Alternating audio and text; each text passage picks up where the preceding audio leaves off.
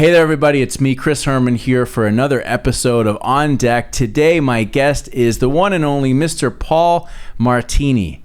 All of you who are Zimmerman alum and graduates will certainly remember Paul as I do. We all worked together way long time ago. Paul's a really cool and interesting and creative guy. He's a musician. He's had his own ad agency. He's worked in the production side of the business. And most notably and most recently, he is now the author of children's books. And the big hit from him is Marla and the Magic Ink Bottle. Did I get that right? You did. Oh, yeah. So we cover a lot of territory from music to creativity. And so without further ado, here we go. It is Mr. Paul Martini.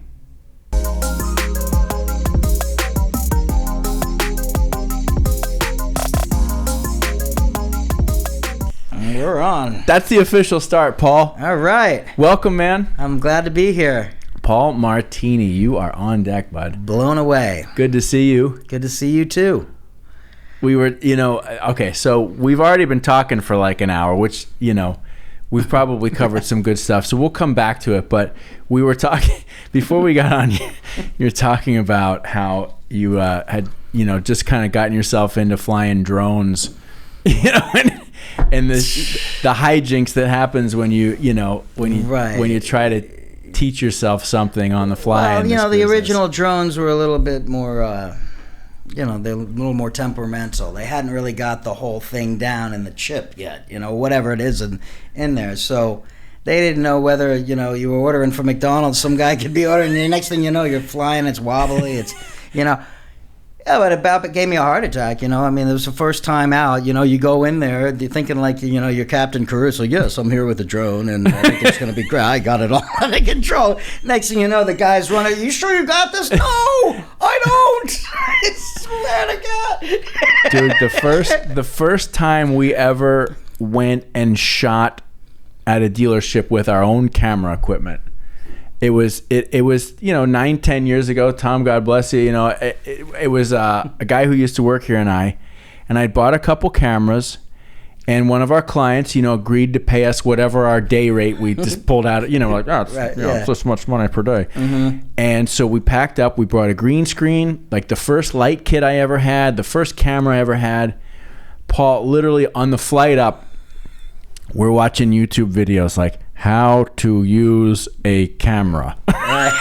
Exactly. Like watching videos. We set up at the dealership. We were still sneaking out to this like one area like, what do you do in this situation? Right? Literally. And I remember at the end of the day thinking, for fuck's sake, it's not fair. Like there's men and women who have like invested thousands of dollars to go to film school and learn how to do this, and here you got a couple of retards like you probably can't say that word anymore. There we go. Anyway, you got a couple of dummies like us, up there, and we're literally like winging it. And I will tell you what, the footage turned out great. Yeah. And we used that footage in 100%. 4 years worth of commercials. 100%. I did the same thing. I had I didn't. My advertising agency was very small. It consisted of me, a golden retriever, and occasionally my brother to run the jib crane or whatever. Long hair, hippie, Grateful Dead guy, and I love him to death. But we get up there, someplace in the mid-Florida, the climate changes because, you go from, hey, what's going on to, hey, what's happening? You go ahead and get your stuff out the car. We got to. So next thing you know, I'm like, dude, my brother, his hair is down to his waist. He's got this Grateful Dead shirt on, and he's running the jib or whatever, and it's just like, he never had any experience. He doesn't know what he's doing or whatever, but neither did I. It's all in the presentation. It's all how the people perceive you. That's right. I was just telling you, if you walk in and you're Steven Spielberg, people are going to think that's who you are. Oh, yeah, this guy's got it. Look at the way he runs the cord, If you walk in there and you don't, you're walking all over the place, spilling your coffee. Sorry, I got to clean this off the screen. I don't know. Then people are automatically going to think, well, who the fuck did we hire here? Yep. It's like the Three Stooges came in here, So funny. Yeah. It's true. Yeah. All right, let's do an official introduction here. So, okay. Paul Martini, you and I have known each other probably almost 25 years. It's this summer 25 years ago Yeah. that I started at Zimmerman, and I know you were there right Yes. around the same time, as was Brad. So you have a history in working in advertising. You were at the time working in more like audio production at the studio at Power Tracks. Subsequently, over that time, you've had your own agency. You've written a children's book, which I know we really want to get to there. And you've also fronted, and this is amongst many things, but you've also been fronting a U2 band here in South Florida for many years. So a man of many creative skills and a very personable and outgoing guy. So I'm looking forward to spending more time with you, because we've already shot the shit for at least an hour now. Probably could have kept going for 3 or 4 hours. I knew this was going to be fun.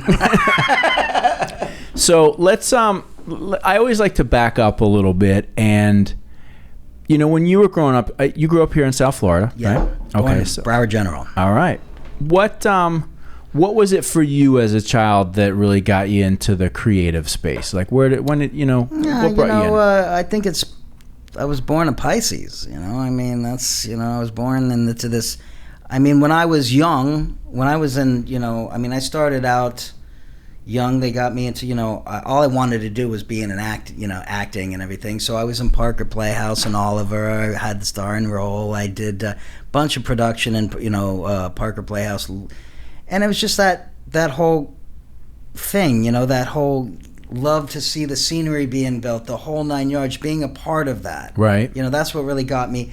And then drawing comic books, doing the whole thing, just creating, giving I would draw all these comic books out, make printouts of them, and then give them to my friends. Oh, what do you think of this one? Oh man, I deliver them at lunchtime, So just constantly being creative as a little kid, and then, I guess it's the era, that the time you grew up in was also really, I don't know. I mean, everything just seemed so much more colorful, and just what we had to like visual, even like the cartoons and the stuff that we watched at a younger age, Bugs Bunny and all this stuff, the Three Stars, Little Rascals, all these things that we got to experience that at some point, some of it has just been either banned, or we're not allowed to watch this anymore. We're not allowed to see this anymore. But these are the things that, I don't know, that have inspired, that bring you up to be, I don't know, maybe me, not everybody else, but just that creative force. It was vivid. And I remember that time, of course, we didn't have the same technology, right? I mean, we're of a similar generation here, very close. Right. And, so as kids growing up, the creativity and the imagination stuff was a lot more imaginative and creative, in my opinion, only because you didn't have as much stuff to work with. Like, you didn't have these crazy video games. You had Pong, then you had Donkey Kong. Exactly. Basics. A few channels of TV, Saturday morning cartoons. It was like Bugs Bunny. Exactly. And that's what we were raised on. And I don't know if kids today would look at that and say, oh man, that sucks, but it was great. It was special. No, Super the thing is stimulating. is that it's like if you have a whole bunch of stuff, right? If you have, do me a favor, Paul. Pull the mic just a little bit. Yeah, just move it around with you. Oh, okay, Yeah, like you're on stage, bro. Okay, there you go. I like to hold it like this. If you have a whole bunch of special stuff, right? Everything's special, like it is today. I mean, everything is like, you can go onto your handheld and you can see something from over there. You can go onto an iPad and then you pick up. You're on the computer. You're doing everything is at you at all the same time. There's no. It's all mind-blowingly amazing. It's all mind-blowingly amazing. For us, it was, hey man, don't forget, when you leave school tonight, 8 o'clock, there's a special coming on. It's Charlie Brown. We got this. So everybody was like gathered around. There's going to be Rudolph the Red-Nosed Reindeer is coming on. It was like this special moment in time that we as a generation, we gathered around because it was special. Saturday morning's the same thing. You had that special time. It was a 2-hour, 3-hour thing, and then it went into other things or whatever. Yeah. But you laid around and you ate your breakfast. It was Saturday morning. Then after that was over, you were out and about. Yes. You were off to an adventure. You were doing what you do. All that stuff has to do with, I believe, 100% is the key to bringing in creativity. You're a creative guy too. You have a creative sense about you. You do what you do. I mean, you built this little empire here, your empire, the stage, everything. It's because you're a creative person. And I believe 100% that that's just not something that, I think that's it's like a witch's kettle. You throw things in there and it's brewed up, and it's brewed up over time, and all the things that are around you that mystically inspire you, that you keep. You don't let go. They're in your brain. Somewhere along the lines, there's something you did when you were 7 years old. You might have been by the canal and saw a bass and the thing jumped out of the water, and then you picked it up, and it was just something that comes into your head that inspired you, and you keep all these things until you're old enough. And then, like for me as a writer, these are the things that come back. It's like so easy, not to go there yet, but it's just so easy to bring these things that I experience and that were part of me. And I think that's what it is. So to answer your question in a long way, being creative is all I know. It's all I know. And that's why, I've never been really good at, in my life, I've never been good at being corporate. Even in school, it was just like, I don't know if it was just because I was always thinking about, okay, what am I going to create next when I get home, or what am I going to do? My mind was always spinning. What am I going to write? What am I going to create? I'm going to make a stop action movie when I get home, out of the Star Wars characters, or thinking about what I'm going to do. Not even in school, not being there totally like 100%. Yeah, this math thing, like when it came to math, it scared the shit out of me. I didn't know what, It's like, because your mind, or like some minds think on that creative level, and some minds think on that mathematical level. You know what I'm saying? So some minds are just mathematical, and they couldn't come up with an ad.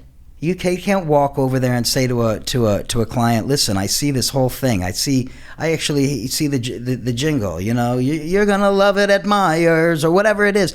I hear it. I see it on your wall. I see everything. So you can walk into a place and automatically think, we're gonna have this. We're gonna fly the drones. We're gonna do this. And I think we should have this. And that's all the creative force. That's because you walk into a place, and I believe that's, out of everything that you can, this is just the way I think, and I'm probably totally way off on this. But in advertising, I think when everybody's sitting around that big table and they're on the pitch and everything like that, I think the most entertaining part about it is the creativity. It's what you're bringing to the table. Then you start to talk about the numbers and what's going to do on cable and all the other stuff and everything. But the party part of it is because as a human being, we naturally want to be entertained. Mm-hmm. We have a desire to be entertained. You're stuck in a car dealership. You want to go in there, and you're coming in because this company's coming in with a pitch. You want to see what you expect that there's an entertainment value here. You're going to see what they're bringing to the table. It's going to be fun. And then you get to the numbers, and everybody sits back and okay, let's talk about this. And then the screen comes down, and the pointy things that you bring, and all the other shit that goes along with it. Well, it's funny that you say that, because we were talking earlier, that we of our generation who got into advertising, and many of us who started at Zimmerman back in the day, got into the business, as with everybody that I've worked with here just about forever. We all got into the business because we wanted to be able to utilize our creative ability in a more professional setting, exactly. Right? And so you get into it for that, and then certainly over the last 10, 15 years, the nature of advertising has really morphed from advertising to marketing, right? Like people call it more, it's more marketing now than advertising, which it's still the same thing in my opinion. Ultimately, you're trying to get your message to somebody so that you can sell them a product. But it has become more about the methodology of how you deliver the message. Then it's become more about that than the actual message itself. And the one thing that I'm always optimistic about, and continually, even in the automotive space, which is tough right now, is you still have a lot of people saying, now that all the channels are laid in place, it's like, what are you saying and what are you going to do? And you're right. That's where the fun is. And it makes me think of something I said to myself a few years ago. And I was like, I'm just going to start doing a lot more of the things that I really enjoyed when I was a kid. Riding my bike, playing my guitar. There you go. Going outside to play, whatever that is. Like, you knew when you were 5 what you liked to do and what you loved. And then we go through this whole adult life trying to maintain it, but you got to work, you got to make my right. A lot of people get away from it. And it's not to say that everybody can make a living out of, whatever it is that they want to do when they're 5. Right. But like if you're in the position to be able to kind of incorporate that stuff back, then fucking A, do it, Exactly. And then if you can manage to do that, to live like you're 5, make a living with that same, magic, is what you say. You bring it with you. Here you are. I mean, I know that I'm, not to give my age or anything, but I'm in my 50s now, and it is what it is, But I don't feel it.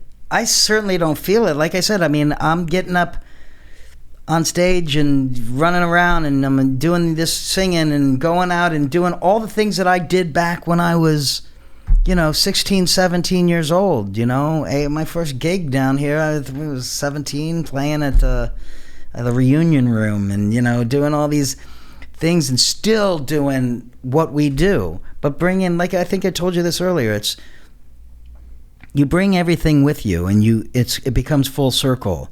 Like you said, you're 5 and you're enjoying what you want to do, and you're happy about doing that, the playing the guitar, all the stuff that you're doing. Now look, I'm sitting on the other side of the table here, and you're doing something that you absolutely love right now. This isn't an interview. This is a session. We're having fun. Totally. This is totally cool. And the cool part about it is that you control this thing. I'm answering the questions. I'm Italian, so I tend to talk a lot. It is what it is. What are you gonna? But the truth of the matter is that, like I was telling you earlier, this is something that I see, and after seeing a few of your shows and everything, I mean, you can tell that this is a passion for you, and you're good at it. Thanks, man. And you're good at it, and I see it getting even bigger for you. I mean, I see this being a really big deal. So, everybody has, you never know, the thing is like also being a Pisces, not just creative, but very spiritual life that, I mean, a little deeper thoughts on things or whatever. But right. It's like I always believe that you're born onto this world and there's a river, right? It's a river and it's got different ways and everything. And you think you're on this path, man. You think you're riding a leaf on the river. You think you're on this path, but this thing takes you to a different direction. All of a sudden, somewhere in your life, you realize what you're doing and what you're not doing it's like what you want to do, and you naturally go down that path if it's something that you want to do. Do you know what I'm saying? It's like you don't know why it's pulling you. You don't know why you're doing it, but all of a sudden, you find yourself doing it, and it's working, and you feel better about it. You find yourself. You didn't go out and look for it. I'm pretty sure, like maybe it's in your head, but I'm pretty sure 10 years ago, you were sitting there and when working, doing your magic with your clients and doing this before the pandemic and before all that. You had a pretty cool idea of what you were doing with your life and how it was going to, Totally. You knew you were set on this path, right? Now the pandemic came and this and that and everything, and it gave you time to think about your life and how you want it to be and what's going to bring you amazing happiness and everything like that.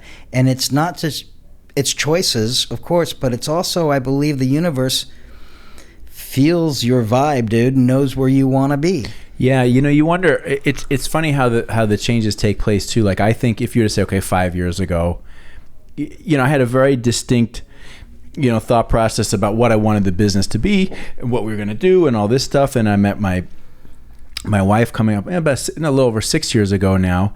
And now I look at how my perspective on what is important to me in my life has changed as a result of what I do independent of her. But also there are some things, quite frankly, of more spiritual in nature that she brought to the table, right, that at first I was very resistant of, because I had sort of cast myself in this, like, I'm this, right? Mm-hmm. But the more, they say that which you resist persists, right? Right. And so the more I resisted some of that stuff, the more it just kept persisting, until finally I was like, wait a second. I'm missing an opportunity to learn something. And as I've let go and kind of gone more with that flow, more of this stuff has started to happen. Isn't that crazy? And so it's like, I joke, and I think everybody here probably, I know everybody here at some point in time or another repeatedly has been like, what the fuck is Chris doing? We're on a stage. Like, it makes no sense. It's Chris is shedding his skin and showing you the real Chris. This is what Chris has been keeping inside of the whole time. This is what probably has been in your mind. It's been there somewhere. This doesn't just happen because... Right. It's been there. But it's like, it's weird because I didn't have this end in mind necessarily. It's like each step along the way, exactly, a new idea or a new realization. Oh, this is what it can be for. Like, only within the last 2 months, quite frankly, as a result of facing challenging situations in business, I've been like, oh, wait a second. Like, this can be used. Right. This is not just about me having fun. Like, this can be used for the benefit of what we're doing for it, and it's going to be a lot more fun. Those games, what do they call it? Panachico or Panachuco or whatever the hell. Pachinko. Pachinko, where you drop the thing, ding, ding, ding, ding, ding, ding. You're heading towards landing here, but you're going to land over there, and you don't know why, and you don't know how, but if you're lucky where you land, you're happy, and you're doing exactly what you want to do. And there's so many ways to get there. There's so many different ways. You could start doing one thing. It's like I told you, we both, came from the Zimmerman, and when I left there, I went on to do something that I thought my heart was in, which was the cartoon industry. I was writing for cartoons. I was doing the voices. I was creating this educational cartoon series, right? And then it's weird, like the pandemic, 9/11 happened, and those planes changed, and those buildings and that terrible, horrible thing that happened changed the path that I was on, because just like in the pandemic, everybody suffered from that. The economy went down. The new businesses that were formed on the internet had now, something happened. They just all belly up. So now I went from doing that to, okay, so what have I gathered in my life? What can I do now? Where have I been? What's inside of me? Can I take the pieces that I know, the music, the writing, the piano, the voiceovers, the this, the that, the other, stick them together and come out with something concrete enough to begin something new? And that's exactly what I did. I didn't know what the fuck I was doing. I gotta be honest with you. I was so far behind, I thought I was in first place. That's the real deal. I didn't know what the fuck I was doing.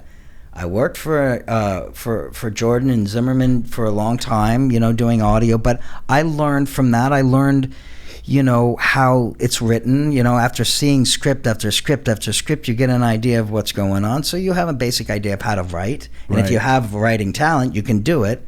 And if you have the talent to write a jingle or, come up with a tune and sing it, well, shit, I got that going.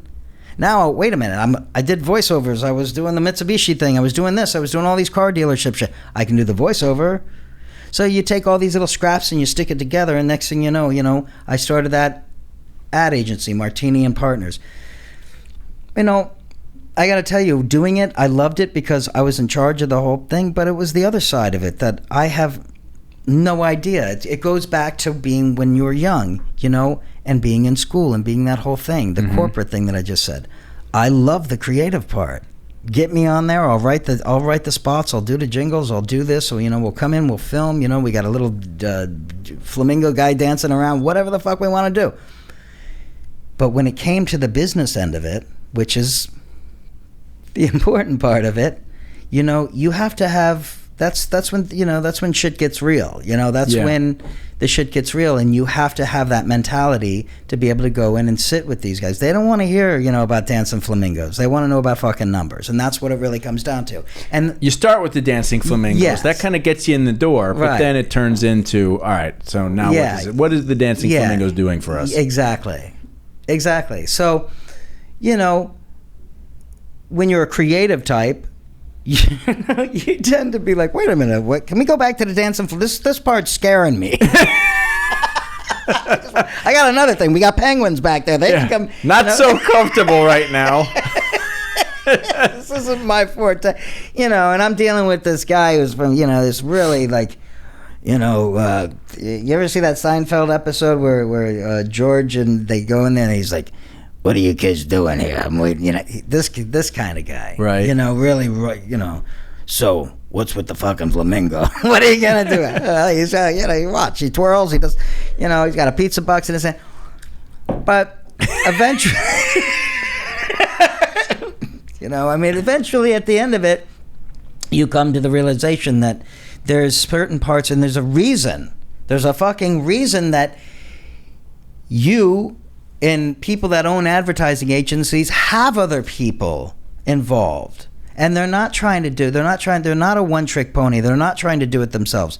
Because each of those people have a creative, maybe their part is creative, maybe they're just as creative as nurturing the guy that's sitting there going, what's with the flamingos? They know how to do, that's their part. They can go in and they can talk the numbers. They can do this and everything. That wasn't me. I was in there to sell the flamingo. I'm bringing him flamingos. Unfortunately, I didn't have the other guy to come in after me, Okay, right. I had to stand my ground. So after doing it 2 years, I was done. Well, I can relate to that, because, in this industry, as we've discussed, we got it into it more for the creative thing. Digital and technology has taken over. And again, I think we did a very good job along the way of being very good at it, right? But it's two different hats, right? Mm-hmm. And I could wear one or the other, but wearing both sometimes, that's a challenge as well, too. You need, no matter how good you are at explaining something, mm-hmm. you can't be the guy explaining everything, right? Because it shows that you lack depth or that your team lacks depth, right? Exactly. And so a lot of times you need to be able to say, hey, listen, let me lay out the big picture, and here's Chuck. Right. Here's Susie. Exactly. And that's what they want too. And Chuck and Susie are damn good at what they do. That's right. They're damn good at... Good old Chuck is damn good. He's been doing it a long time, and he knows how to do it. He's the guy that's going to take the shit on the phone, not you. Most of the time, Chuck is going to soothe him. He's going to rub the oil on him before you know what I'm saying? He's going to be okay. But the thing is that that's not where I was, man. I just wanted the creative part about it. Right. So it's like the music. Music is a universal language, and if you can speak it and you know how to do it and you're part of it, then you speak that language and you know what music does for you. You know what it does. I have a category of original music. Just a category. I just put a music video out last week for a new song that I did, Ghost or whatever. You can catch it on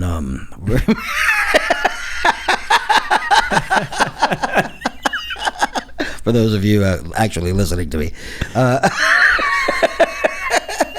For those of you who give a shit, it'll be... No, but what I'm saying is... Well, no, but it should be said that you routinely produce new songs and put them out on social media, and they're good. Yeah, they're real well-produced songs. Yeah, so I write. I'm a writer of music and everything like that. So it's not. So the U2 thing is like, that's when you go out and you get your yayas out. That's what I was saying. Like, there's gonna come a time when you guys start playing out and everything like that. There's gonna be nights when there's a lot of people there and everything like that, and there's nothing to be. There's no.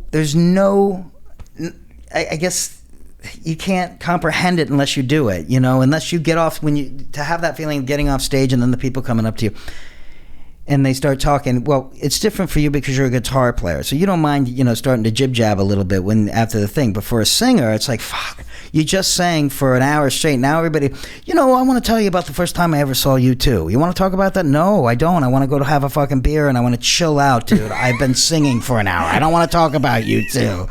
I don't want to fucking have a conversation with you. I love you. Thank you for telling me you enjoyed the band, but I'm out, dude. And they want to talk.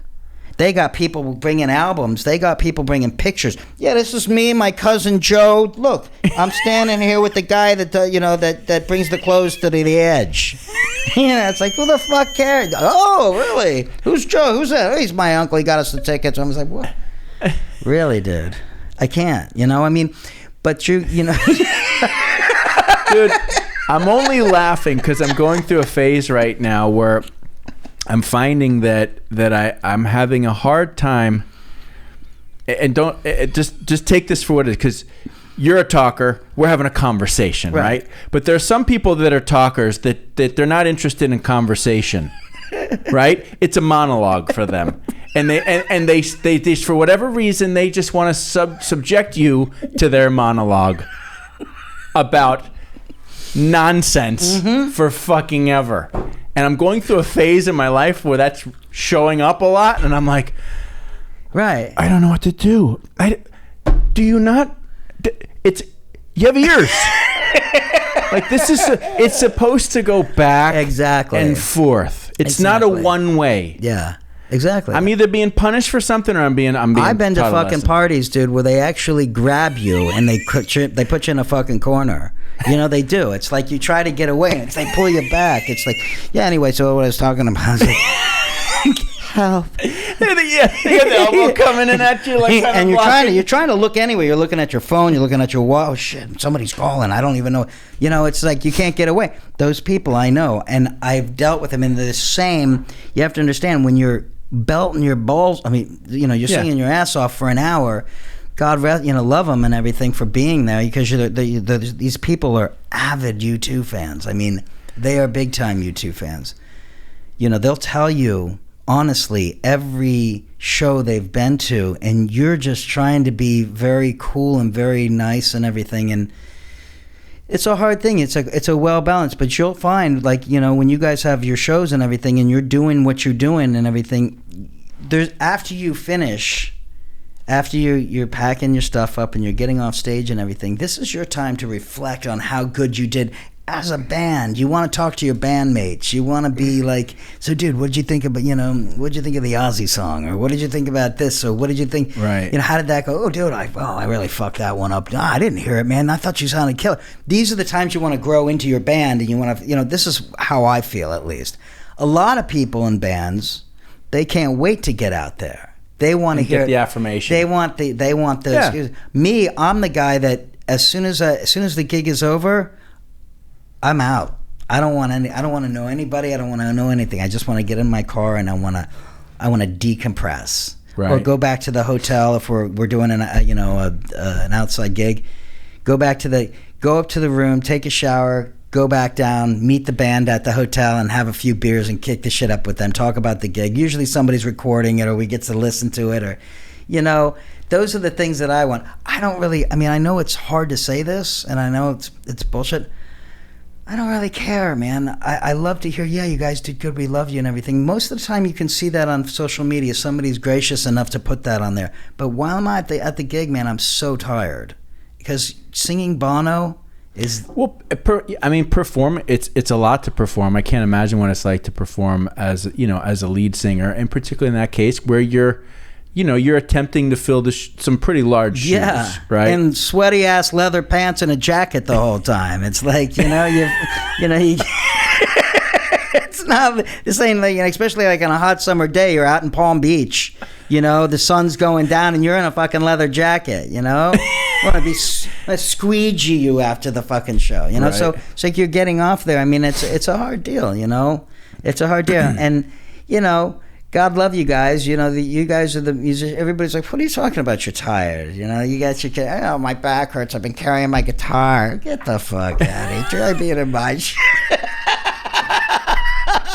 It's a very physical thing, yeah. And I'm a head sweater. Yeah. And so like within 10 minutes, it's just like it might as well be like one of those old sprinklers you had in the backyard. There was a clown head where the hat went up and down. Do you think you're gonna wear one of those? No, I'm just it just turns into the way that shit gets in your eyes, dude. You're trying to yeah, it's all good. But I mean, I hear you. You know, it's like afterwards.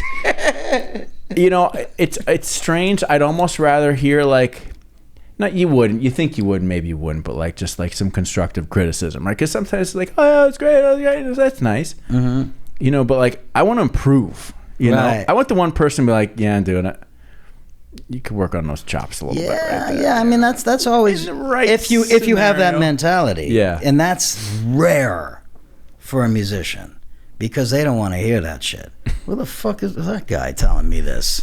What does he do? I'm the best at what I do. That's the mentality of a lot of musicians. Dude, you should, those drummings you missed. You got to get that part tight. What? What?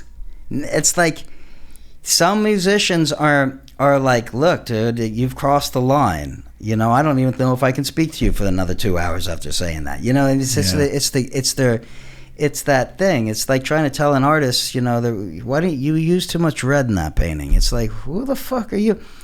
But if you have that in you, to be able to want that, to somebody to come up to you and say, hey, look, dude, I love your guitar playing. There's a couple of those things you did in that tune, man. You might want to just, I'm at that stage because I know that I have an incredible room for improvement, right? So I just want to get. You got a lot of pedals, man. You can. Dude, you know what it is? When I was a kid, I loved Legos. Did you? I loved Legos. I could sit in my room for hours and build stuff and rebuild it and take it apart and rebuild it and take it apart. And I love building stuff, right? I've got 9 or 10 different guitar rigs, from like the smallest combo amp, and I have a little dedicated pedal board for that, for those tones. Whoa. And it's just something that I just do. I've been for 30 years drawing schematics of, okay, guitar signal goes from here to there to there to there, and then I'm going to split it into these 2 amps. I've been doing this thing for 30 years. That's cool, man. Just been designing it, and so now I've, over the last 4 or 5 years, been able to start building it all. And it just, it's like tinkering. Some guys have a wood shop, some guys have this, something they tinker. To me, it's my hobby. I love building this stuff. I love assembling it all. I love making sure it's all nice and neat and fucking straight. Of course. I think that's my thing. I enjoy doing it. I'm not sure, but I think you might be a fucking guitar player. I'm not sure. You sound like one. Hold on. Don't fuck with my shit. I mean...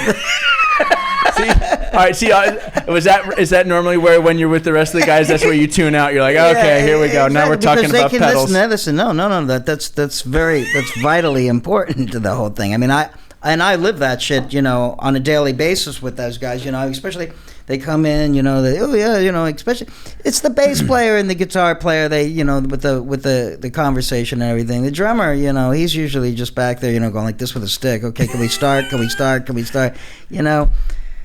But it's interesting because that's something like I mean, I'm a piano player. I'm a keyboard player. Okay. You know what I'm saying? So that's where I start. I mean, the whole thing is, I'm a early Genesis, yes. That whole going to the space jams and the whole things and everything. That's my wheelhouse. That's where I came up with that all those art rock bands, Genesis, yes. We had, and well, of course, I got into the Grateful Dead, because they go into those long jams, spacious jams. And to me, listen, I have a U2 band, but the thing is that I insist these guys go into some kind of jam. We have to bring. If you go see U2, if they're going to do, let's say they're going to do Sunday Bloody Sunday, they're not just going to do Sunday Bloody Sunday. They're going to rock it out a little bit. There's going to be an interlude. Yeah, open it up a little bit. Right. There's got to be that. To me, it's like flying a plane. You have the takeoff. You're in midair, but once you're cruising, make it fun for you on stage. Don't just worry about make it fun for you so you guys can, if you have the ability, and this goes back to way back into this conversation happens from serious musicians back in the 60s and 70s that had this conversation about actually being able to lift it up, carry it for a while, and then always being able to bring it in for a landing. You know what I'm saying? It's those moments in that song. I don't care if you're playing covers or you're doing originals or whatever you're doing.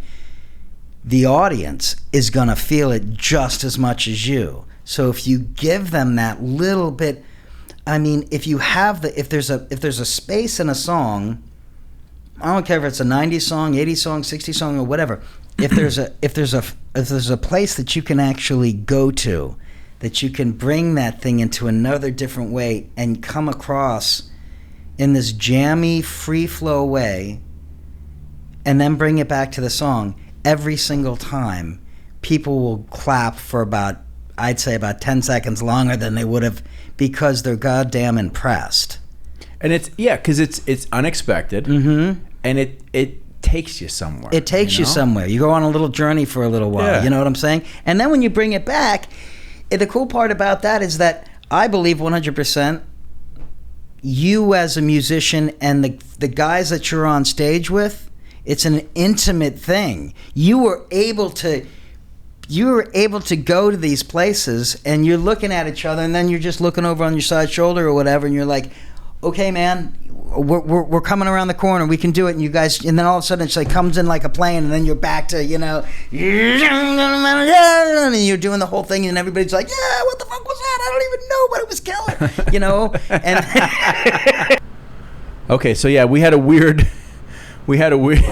whatever, we had to stop, and now we That's all started right, again. yeah. So that'll be a hard cut. Who we cares? were on Whatever. David Gilmour. Yeah, so we were talking about David Gilmour and guitar tone to some degree, and so yes, that's an influence. I mean, like my early guitar heavy. I mean, Kiss was the first band that I got into. So to me, like a Gibson Les Paul into a cranked Marshall was like that got me started. Then AC/DC. Then I got into punk and hardcore bands. So I was kind of got more into that like heavier, almost metal rhythm tonality, and that's still with me today. What about the Chili Peppers? Love them. Yeah. Oh, Frusciante is he's on another level. Right. That guy. Right. He's on another level. I mean, there's so many as for myself, like I got to a certain point in like music, like in the 90s, the Chili Peppers, the Black Crowes, some of these killer 90 bands that were at Alice in Chains you just mentioned, all of, and so many more. And then it just stopped for me. I never got past that. I couldn't get occasionally like a song will come on, like that song I'm Happy, and I'm happy, and it'll catch your ear, and then you'll find yourself humming. But I never really went out. I haven't gone out and bought anybody. And yeah, it's funny that you say that. I kind of feel a little bit of the same way. And hang on a second. Now this is driving me nuts too. What, the AC? Yeah, hold on one second. That's okay. This is how we. This is.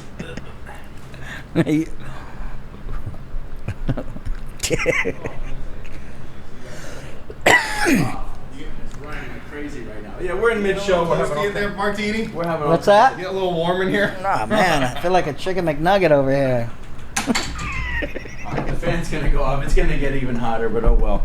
So, the professionally produced episode. I'm with you.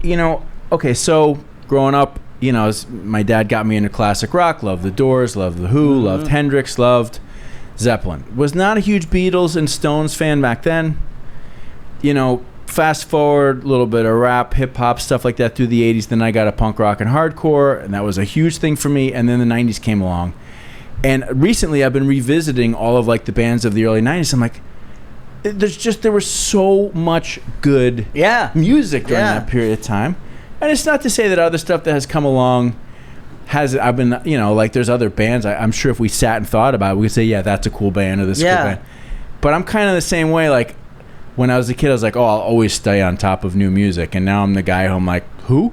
Right. I can't even watch like watching the Super Bowl. I mean, except for like Snoop Dogg, or whatever. I didn't know anybody else. And the only reason I know him is because I've seen him in a movie or two. Right. The thing is I never really got into that. I mean, my wheelhouse was always the psychedelic era, the bands, and I've seen a lot of Grateful Dead shows with Jerry Garcia, and got to go and have that experience. And that experience started back when I was like even younger, the mind expanding experiences through music that I'm grateful that I got to experience, which actually opened doors up for me as a musician. I mean, playing the piano, I used to, because I was always the front man, but for a very long time I had the piano in front of me, so I'd be playing and singing at the same time with a mic like this, and playing a whole bunch of places, and doing the thing, and those bands, man, they were about, it was original too, so there was a lot of places around here, back in the early 90s that you could go and people would fill the houses. Now, I had a band in the original part of this called World Echo, and it was like my band would come in and we'd practice from like 8 to like, I'd say 10 o'clock, right? And then we'd open up the warehouse door, and there was Brian from Marilyn Manson standing out there waiting to share, because we shared a warehouse. And then he would come in, and he was always like saying to me, like, "Oh man, dude, you take vocal lessons and everything?" And I'm like, "Oh, next thing you know, he's off, running, cruising around the world, doing his thing or whatever." But back then, during that time, like when Manson was doing World Echo, my band, we had Saigon Kick, we had all these crazy bands that were playing all over the place and everything, and we were packing houses, like down here in South Florida, packing houses with original music. How do you get original music? You can't do that anymore. There's not a person out here that's going to say, "Hey, come bring your original band in here." Which, that sucks. It's the nature of, just as with everything, tastes change, people, what they're into changes, the music business as a whole has changed significantly. And I'm not going to be one of these guys like, it sucks now, it was better then. I liked then better. I liked that form of music better. Right. But I'm also older now, so of course I'm not going to connect to some of the newer stuff. Right. So I don't want to slag on it, but it does stink that, where is the place for bands to go and create and bring new stuff? Or the radio stations. Or does anybody even care anymore? Where is the place that these new bands, like say Just Rock, just rock and roll, just what we know, guitar, bass, drums, keyboard. Where is the place for this anymore? Where is the place for and who's going to promote it, and who's going to open the door to let these bands, to let these musicians who are, in my opinion, and I don't mean to be a jerk, I don't mean to sound like the old guy next door, get off my yard, but these people are talented. It is such a craft to learn how to play guitar. It's not an easy thing, and it's so hard to do that, to learn how to play bass, to play drums, to get up there, to play piano, to do whatever. Where is the place for these people? Because they deserve just as much. These guys. Got an audience. It's true. And it'll go in waves. I mean, right now, because of technology and computers and the large influence of hip hop and EDM on popular music today, along with the ability, for example, like our audio production suite, we've got the full native instruments like Gigando pack. I mean, every instrument you can imagine, you can get a reasonably decent version of it, through a MIDI keyboard. Yeah.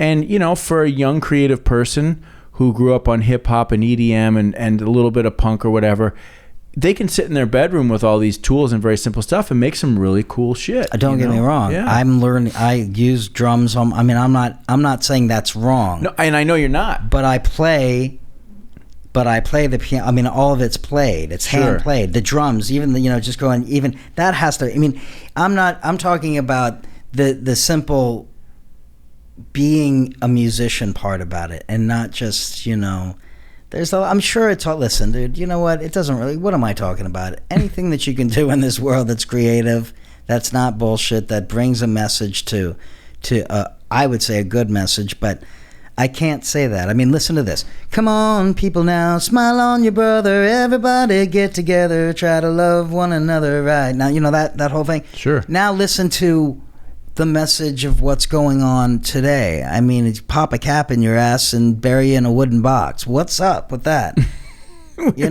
In some ways, some of the messaging has lost its way. Yeah, it has lost its way, and I think it's a little dark. And I think if you had to ask me, I think there's a lot of parts about where we are in music today that seems it's a little darker. It seems a little darker. It doesn't seem like, look, dude, I can't pretend like, maybe it's just because it's what I enjoy. I like to look back at those dudes, playing a guitar, Like I went to, who did I see?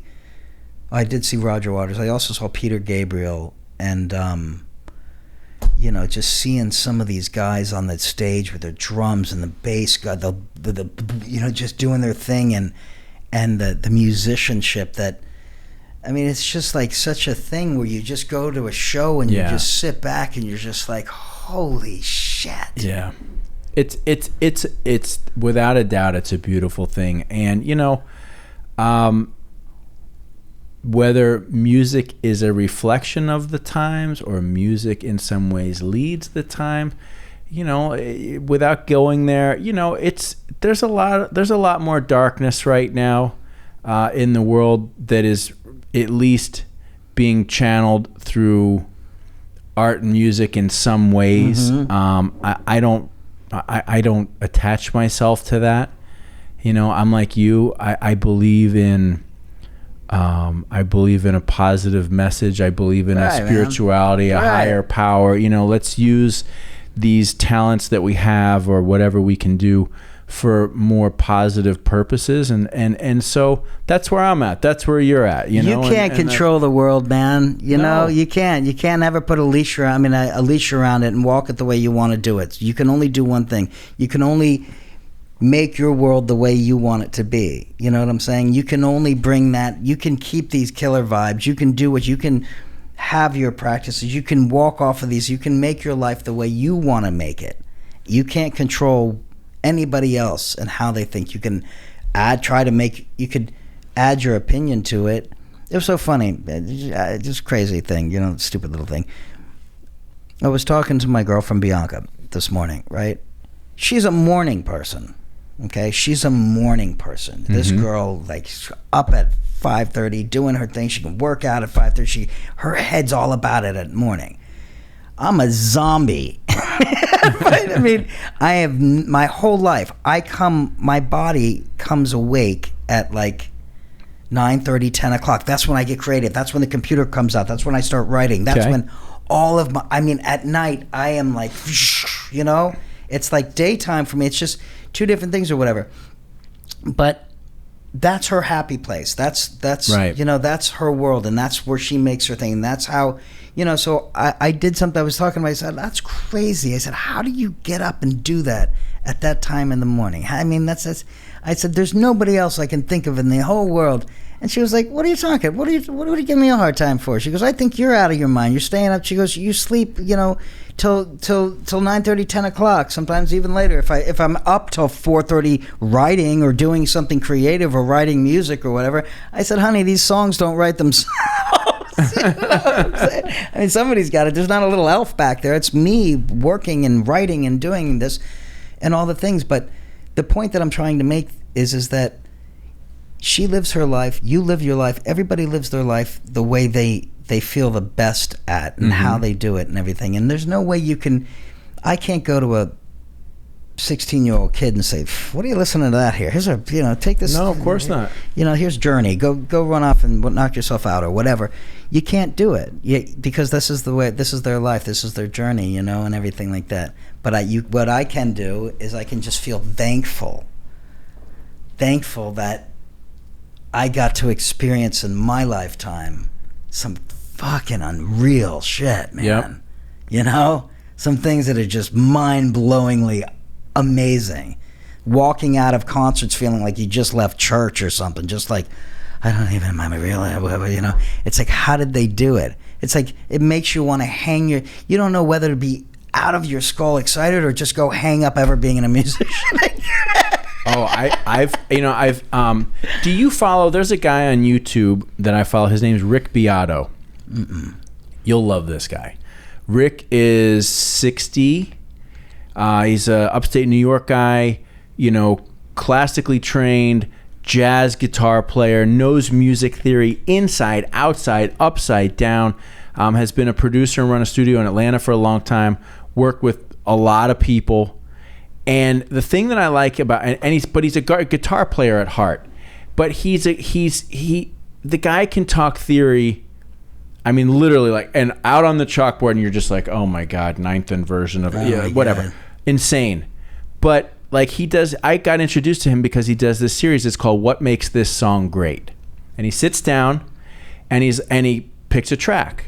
And he breaks it down. He'll show you what are the cool parts about it, and he usually has like the rough tracks that he can be like, let's solo in on the drums. Here's what the bass is doing. Here's how the strings. Here's where they went from this key to that key, and they changed the mode. Wow. But he does it like he gives the same amount of attention and appreciation for the most complex musical arrangement as he does. Like the first one he ever did was like Blink 182, right? And he's like, here's why this song's so. There's no music off limits for him, and he loves it all. And I love his like zest for everything. Mm-hmm. And so he's often communicating and interviewing like the new wave of like the hot new guitar players. There's this guy Tosin Abasi. There's like three guys that they play in these crazy like prog metal, like, right? And there's this one band called Polyphia. And so I've started listening to them, dude. If I didn't love playing guitar so much, I would just quit. I'd be like, I listen to this kid, I think his name's Tim Hansen. Otherworldly technique and approach, and you're like, where the fuck? This is from like another universe, right. This kid. And he's like 26, 27. Man. So it's out there. Yeah. But it's been very easy for us to kind of stay in where we know. And so now I'm trying to kind of force myself into some of these areas. Yeah. But as I do, I'm like, oh my God. It's like funny you say that, because you can be pleasantly surprised when you open your mind to it, There's plenty of jam bands out there that I have turned, I don't need to think about string cheese theory or whatever the fuck the Incident. name is. Yeah, string cheese incident. I don't need to think about any of that. I know what I like. I don't need to go there. Right. And somebody, one night you're hanging out drinking a beer or something like that and say, hey, who is this? Oh, this is String Cheese Incident. What? Then all of a sudden you realize what a jerk you've been. You've been such a jerk because right. you've literally just shut everything down before you criticize people about doing it. You know what I'm saying? Why can't you just be more open-minded? But you did it yourself. But you find yourself being closed off to it, and then all of a sudden you're turned on by it, and you didn't even realize it. And then, for me, that's like a jerk moment in my life. Like, what was I thinking? Like, dude, I mean, I can think of recently a number of instances where I was like, dude, like, I've been resisting this so much, and now I fucking love it. Yeah. You open up the door, man, and all of a sudden you realize, what the fuck, man? Dude, my wife is really into like Tantra, and now and I had a guest on here recently who's a Tantra energy coach, right? And so when you hear Tantra, you think, oh, it's sex, like it's it has to do only with sex, and it really doesn't, right? It has to do with all kinds of like touch and appreciation, breathing.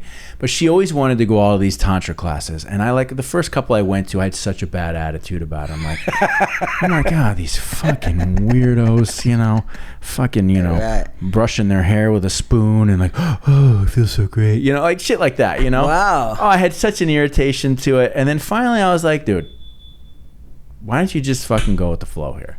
And now we've been to some stuff, and I'm like, these people are actually pretty cool. They're interesting people. They're doing interesting stuff. They're living different lives. Not 100% for me, but I'm glad to have it as a meaningful flavor. You learn from it. Yeah, totally. Yeah, you see.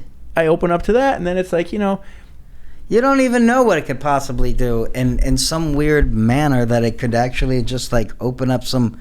It's crazy, And that's really been a problem that I've had. Look, man, it's not really for me, And then all of a sudden you realize that you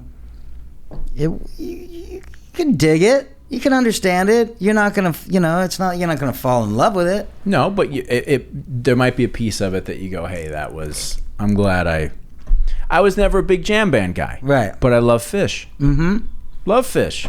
That's the thing. And I know there's all these other bands in the periphery, the jam band. Yeah, you can dig deeper and you can go deeper and everything. But if that's what you dig, You know, that's what I've taken the time to dig. You know what I mean? Like, it does. Digging all this shit does take time. Right, you know, it does. I got 2 kids now. Yeah, man. I mean, it does. It takes a Sunday, you know, hanging out, you know, barbecuing or whatever, and you got some little time for yourself. And I'm meaning to throw this in, and all of a sudden you're like, you know, it doesn't really occur to you until that jukey, vibey, cool. Like all of a sudden you're like, oh, man, dude, I don't know. I'm not even moving myself. This thing's moving me. You know, that's when it all starts to hit in, man. And I swear to God, I mean, 16. It was my last, sophomore in high school, and I went and saw my first Grateful Dead show, and I was like, get out of here, man. I had been listening to Uptown Girl, she's been come on, you're gonna go from fucking Billy Joel to Grateful Dead, right? And then your world changed. I walked out of there, man. It was like a UFO had come down in the middle of the concert and landed in the middle of the concert. I'm like, first of all, I'm watching all these hippie people on the driveway, you know, the parking lot. They're all dancing. They're spinning around. Looks like potato sacks, dude. The smells, the whatever. It's just like, and I'm like, dude, I don't know if I could do this, you know. And I was there with a friend of mine who was in high school. This was his first Grateful Dead tour. We took the little train in Miami to get to the, you know, we're sitting there on the train, everybody, hippies everywhere. It wasn't the experience, you know, you talk about these kids that go, yeah, it was really cool because of the experience. It was the fucking music, man. It was like going on, they would start singing and, yeah, you know, even if they were doing what everybody, trucking, you know, right, trucking down, all of a sudden they would just go into this long, extended, like, going into like journeys like you are the fucking Hobbit going on in it, you know. It was crazy, man.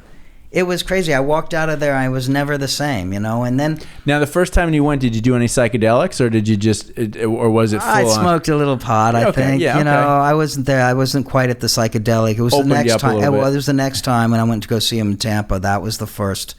And that was just like life-changing experience for me. But it was more life-changing in such a positive, like not just, you know. And from then on, you know, I 50 now, you know, 51. How old am I? Yeah, 51, I think.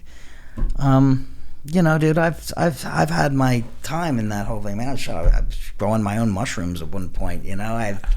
Friends would come. Dude, over. you should get back to it. It's coming back at this point. They're starting to legalize it. I was growing my own. My friends would come over. They were fucking eating sandwiches out. I'm like, dude, that's not the way you do. Making they were like portobello size, like, yeah, people just sitting around going.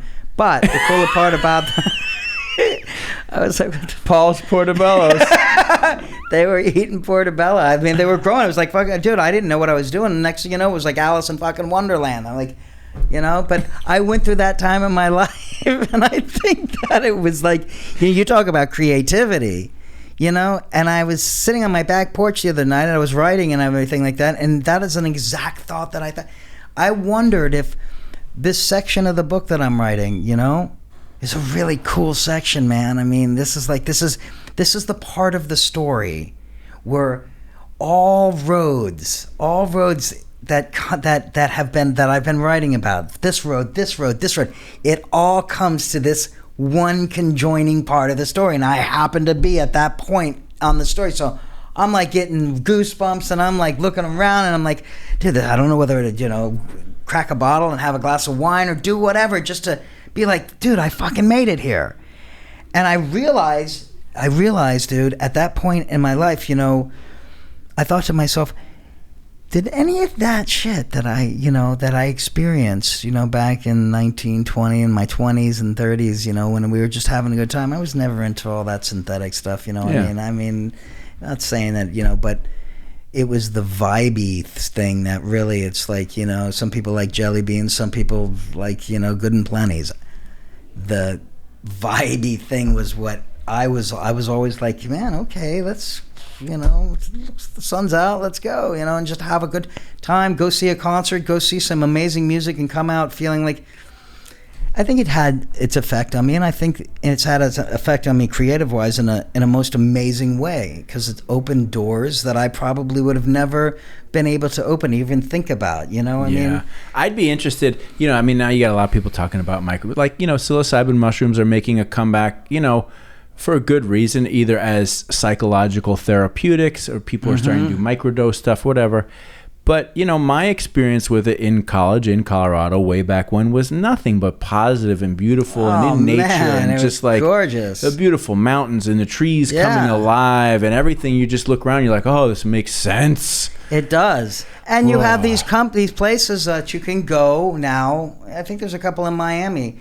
There are places like this, these really nice, beautiful settings and everything like that. And couples come in and people come in, and you have a coach there, and she comes in, or he or she comes in, and they bring this little, looks like a silver dollar, like, you know, those Easter candies or those little things used to unwrap. They look like chocolate silver or whatever. Right. They come in and they drop it off at the table and they discuss the whole thing. When I was watching this thing on this, I was like, what? You know, I was like, this is crazy, because, I mean, it's such a cool thing, because these people come in, they said, and the lady was like, so everybody's going to, you know, if there's any problem, we have these people, you come and see us, but I think you guys are going to enjoy this and everything like that. And then it's like they drop it off, and you see these people unwrapping it, and then they're going off, and it's a spiritual thing. The music, there's different rooms to go in where they can vibe out in a different way, like be amongst nature with nature sound and all these different things and these vibes and what it brings out and what these people get out at the end. All these people talking were just like they just felt like this is something that they've been wanting in their lives for a long time, to be able to bring out this spiritual part of them. And I don't listen. What do I know? I mean, I but you know enough, because you've been there and you've done it in your own way. And you know, one of the things, I mean, for me, what it taught,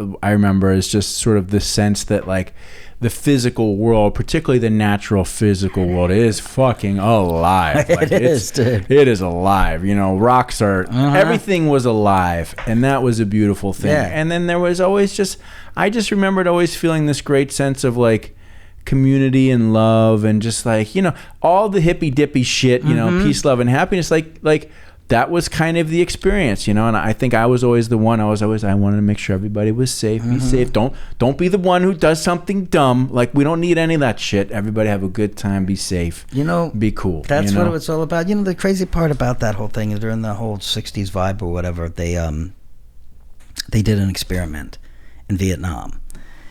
The soldiers out there. This is a funny story.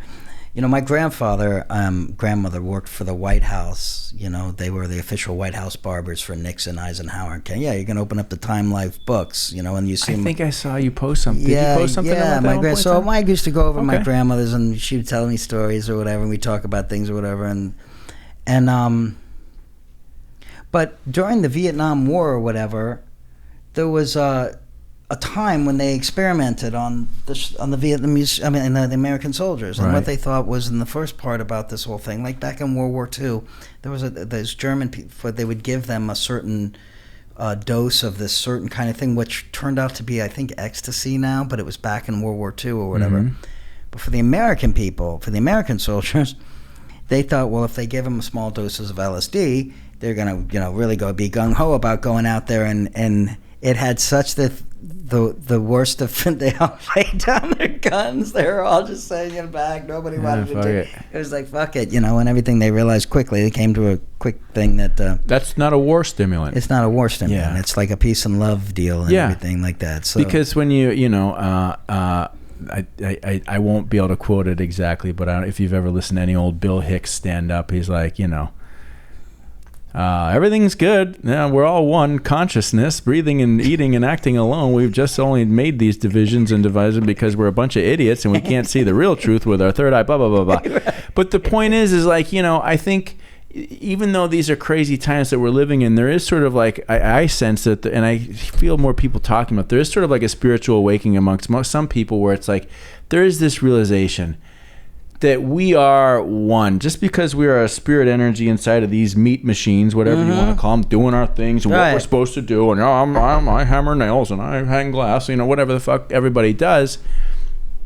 It's all this sort of interconnected energy, right? That it's so easy to not realize that. It's so easy to be distracted from that. And when you start to realize that, it just changes your perspective. Well, people want to have that feeling, that connected feeling. But some are afraid because they don't understand it, right? It can be scary. Well, yeah, I'm not even talking about the psilocybin effects. I'm talking about it just as a human being. You want to feel connected. You want to have that feeling of being, one, the community, the whole 9 yards. You're experiencing exactly what I'm experiencing. You know what I'm saying? You have that in common, that bond that connects everybody. If somebody's going through, even in life, the old saying, misery loves company or whatever, that's only true because people they're in a bad place in their life and they want to talk to somebody. Yeah, I am too, or whatever, but, I think we can get this through that. It's only when they talk to somebody with a good vibe and everything, they can start to pull out of that, you know? Sometimes, and most times, maybe not or whatever, but exactly what you just said is the truth. When you get to that point in your life and you're able to you're sorry. We're going to take a little musical break here. Louis Armstrong. Hello. When you get to that point in your life and you're able to accept that and you're strong enough in your brain, it's a life-changing thing, I agree. Let's make a hard left. Okay. Let's talk about your new thing. Oh, yes. Let's talk about your writing. Let's talk about your book. Mm-hmm. I know that there is a character named Marla, correct? Mm-hmm. But I can't remember the full name of the book. I'm so terrible. Well, it's a trilogy. It's a trilogy under The Magical Misadventures of Marla. Okay. The name of the book is Marla and the Magic Ink Bottle. This is the first book. Magic Ink Bottle. Magic Ink Bottle. Okay. Now, this was not supposed to be the first book.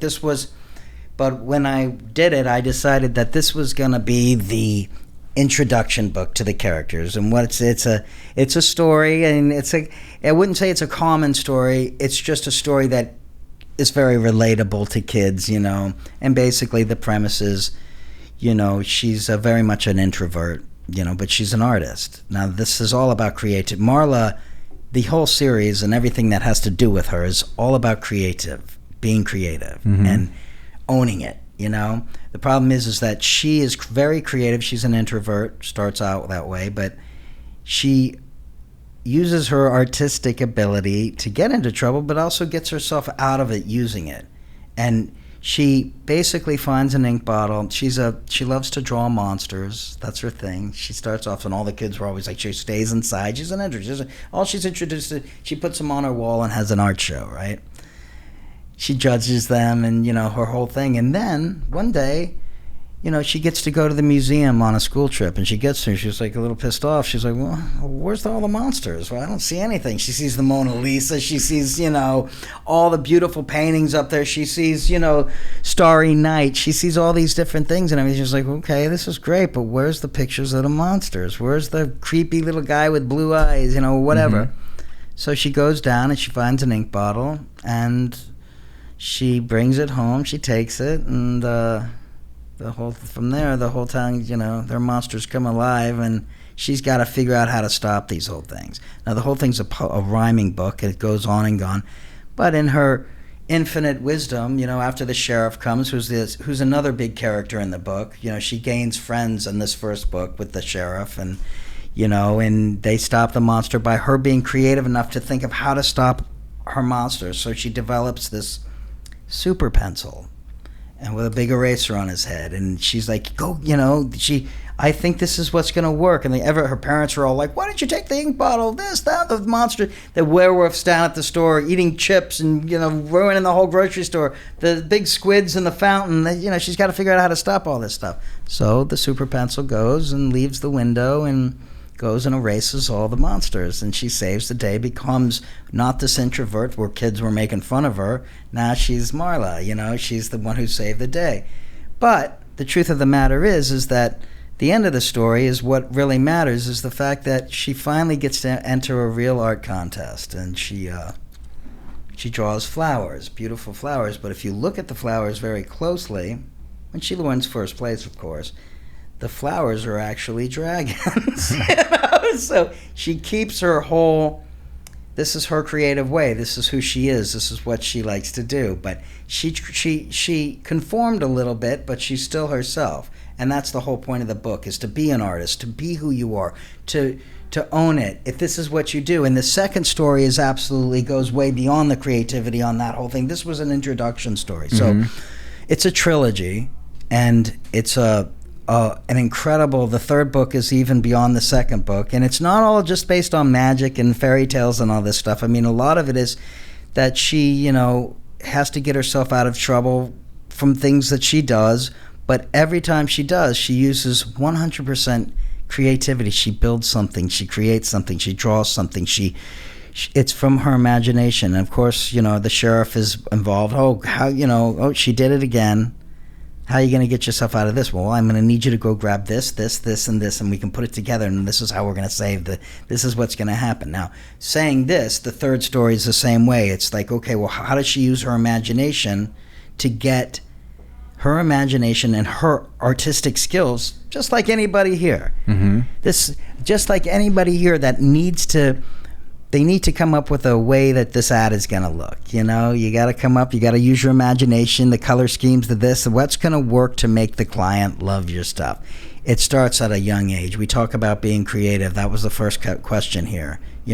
What about creativity? That's what it's all. That's when it starts. Where did this, where did the idea come from for this? I woke up.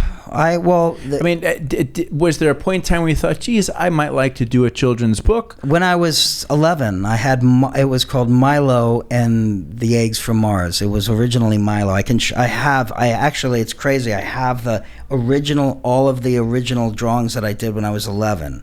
It was called Milo and the Eggs from Mars, and then it was going to be Milo and the Magic Ink Bottle, and then I just developed the third title, which is, Marla and the Treasure on the Toast, which is a great thing because the third book is, she finds her mom hands her breakfast, is her favorite thing in the world is toast, But this particular morning, she gets a piece of toast, and it's got on the burnt marks on it. It's a full treasure map. It comes to it. So she looks at this, she's like looking around, she takes the toast, puts it in, and that's when the third adventure starts. And it goes completely crazy from there. But the thing is that when did it start? It was 11. So if I look back at this, so I said to myself, you know what? Let's change it around a little bit. Bianca has a daughter. She's 9 years old. Well, she was 8, I think, when I met her, and her daughter's born on the same day I am, March 6th baby, and she's just as this girl's like massively anything you can imagine as far as drawing, as far as this, that, the other. I mean, she is an amazing little artist, And so she inspired me when we got there to when I met her, she inspired me to change it to Marla. Why not do a little girl? So it became Marla instead of Milo. And then Bianca took over the illustration. I mean, she basically, this was her first time ever illustrating a book. She was like, I don't know if I can do this. And when she started, she drew the first drawing. It was like, after that, it was like, this girl was meant to do this. How interesting, right? It's like, we were talking earlier about kind of going back to childhood and just revisiting the thing. So this literally is like, at this stage in your life, for whatever reason, you revisit something. Exactly. And you just fucking go for it. That's what I'm saying. It's like everything comes full circle in your life, and whatever you do in your life, music, this, that, whatever, you're going to utilize this, and it's all part of you. You take it with, that's what I said when I first got here. You take it with you. If you're lucky enough. Right. If you're lucky enough. If you get that, otherwise you could spend the rest of your life, working at something you're not happy at to pay the bills and everything like that. And maybe in your brain you had this something when you were little. But God forbid you get to a point in your life when you're rocking in your rocking chair and you never actually took that little piece of something and tried to make it happen. The greatest part about everything, dude, and I say this wholeheartedly. I say this, the greatest thing that can ever happen is if you believe in something strong enough, if you believe in it, and you're not willing to take no for an answer, like I'm not taking no for an answer. I know what this thing's going to be. I know what it can be. Dude, I have a product line. I have an entire like magical art supply line that we've developed. We've got everything from apps, games. We just came out with our first game. It's called Marla's Lineup. It would be me and you sitting here across the table. Marla's Lineup is a really fast-paced game. I would draw a single line on a piece of paper, right? Now I'm going to hand it to you. You're going to turn the thing over. It's going to give you 60 seconds. You've got to come up with a line. You got to make that particular line into a picture. Person, place, or thing. You got 60 seconds to do it. You look at the squiggly line or whatever, and now you're like, okay, what the fuck am I going to do this?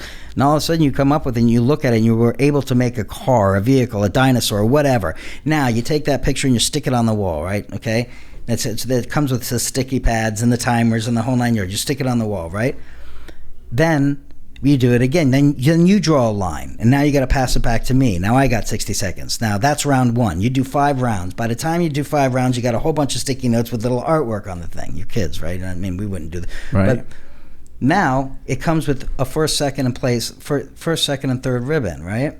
So at the end of it, these kids get to take, and they have their own little art show to see who came up with the first. Who gets first place? What's the best picture that was created out of pure imagination in a split second to learn how to be creative, Wow. in that moment, which was totally based off the second page of the book of Marla and the Magic Ink Bottles. You see Marla, she's standing on the thing judging her own little pictures, So it was an idea that I had that made sense to actually take the game and tie it up, with the book. What are you going to do, And a limited budget, of course, Sure. But again, this is like, I just love hearing this, because this is you taking something that was at 11, and here you are now at 50 plus-ish, right? But now it's turned into something, and now you're able to use not only what let's say your childhood impulses were, but also everything that you've learned along the way in what you've done, right? And now it's like, it's just, right. It's funneling. So you take that, and you take, like I said, we start the whole thing. We talk about advertising. We talk about voiceovers. We talk about music. We talk about this. So I've taken everything that I've learned over the years, produced the whole little 10-minute read along for the kids. So when they get to the book readings, I mean, we're doing Barnes and Nobles. Right now, I think we got six stores lined up from Palm Beach, and we're Naples and Miami, and we just did Plantation to a to a standing only. Sold all the books, all the books that were there. Why we were there, it was a crazy thing, because we're in there trying to do our thing, and the manager of the Barnes and Noble is running back and forth. We got people ordering them online. They're coming to pick them up. He's grabbing us. I'm sorry. I just gotta grab these books. I'm like, what? It's amazing. But the thing is, dude, it's not. It's like anything, Why not? Number one, why not? Right. And number two, it's like you believe in this thing. You believe in it. You're putting your funnel. It's like it's like the Tin Man. You take this funnel and you stick it on your head, right? Except you turn it around and you let the universe funnel into your head, funnel through you into what you're doing, and it happens. And it happens if you believe that it can happen. And I'm not saying that. Believe me, and I'm not saying that happens everything. We were just talking in the other room there. We were talking about how, pushing this glass, right? If it's meant to be, it's going to just slide across the table, and you're going to push this glass. Mm-hmm. But if it's not meant to be, and you're doing something that's not meant to be, it's going to be a slow crawl. It's just going to fall over. It's going to be messy. It's going to, you're going to have to clean up after yourself. The whole 9 yards. But if it's something that's meant to be and you're meant to do it, then it's going to work out great. Like I say, this show, in particularly, the Chris Herman show. This thing could be what it's going to be. You believe in it enough. I think that you have the patience, and you're listening, and you add to it, and your whole 9 yards. I believe this thing could be bigger than life. I believe right next to us, there's a stage sitting there, and he's got guitars, and there's a whole thing. The point is that there could be musical guests coming in. Yes, and you're all about music. This is your passion. This is what you're, You could have people come in and do a little guy. You could actually, okay, listen, I'm going to be sitting in with, we're going to do, one of these things. I'm going to play the rhythm, and whatever. That is like, do you understand what I'm saying? I mean, it's like, there's advertising, and God knows you're good at it. I mean, you wouldn't have what you have if you weren't good at what you did. That goes without saying, But the other side of that, and that's, that I'm not, believe me if I overstep when I say this, that's your living. You know what I'm saying? There's a part of Chris Herman that goes beyond the advertising into the music and into this thing, into the into this show, into the thing that you're discovering and that you're learning about, and you're learning that this is part of you, and like the cup, I honestly 100% believe that when you're onto something, it comes easy, and the universe pushes you towards it. It says, "Okay, listen, we've been waiting." It's like how going to see family. They've been waiting for you to get here. That's what it is when you find what you need to do. They've been waiting for you. Now that you're here, we're going to show you where to go. This is where you're going to sleep. This is where you're going to eat. We're going to make things life. That's such a great analogy, man. Thank you for I'm flattered by and encouraged by and genuinely appreciate your insight into this, because it's something that fundamentally I know that I love it. I think about it. I have, with the help of a lot of people, made it a priority to do, right? So it's not just something like, oh yeah, I should do it, and there's a number of other things that are in top of mind for me that it's like, okay, now it's time to start doing those things. But yeah, it's come together organically, and what it can be is unlimited, but it's starting to reveal itself to me and, such as yourself, other people who are seeing it, which to me, that's the cool thing. I don't, you don't know it yet. Right. I'm listening a lot. Like this show, and this podcast for me is so much about listening. Like naturally, I have things to say and I want to share them, but it's really about listening to who I'm talking with. Right. And then just seeing where we take it. Exactly. Right? Isn't that cool? It's like music. Yeah. Man. It's like music. It's like we're free jamming here. You know what I'm saying? It's that same thing. Can you take it? Can you start the conversation? Can you end the conversation? Can you take it to a cool place? Can you travel? It's like, that's just life, man. And if you can harness this, and you can, you go back to the advertising. Yeah, maybe you sell time on the show. Maybe, what I'm saying, you get it to a point where you got some viewers here, and now you're starting to sell. Hey, listen, you can be a sponsor of the show. Whatever. Now you're, making a little buck here or there. Whatever you do, whatever it is. By saying that, I'm only saying that because, again, you're taking pieces of you. You brought it with you to this point, so you already know how the advertising game works. You've been there. Hey, listen, we could, we obviously have a shitload of people watching this show now. If you want to be part of it, I can have your, we can sponsor. You can be a sponsor on the show. We'll do a little commercial break. We're gonna be right back. All of a sudden you got John Hampkins Dodge. Whatever the what I'm saying.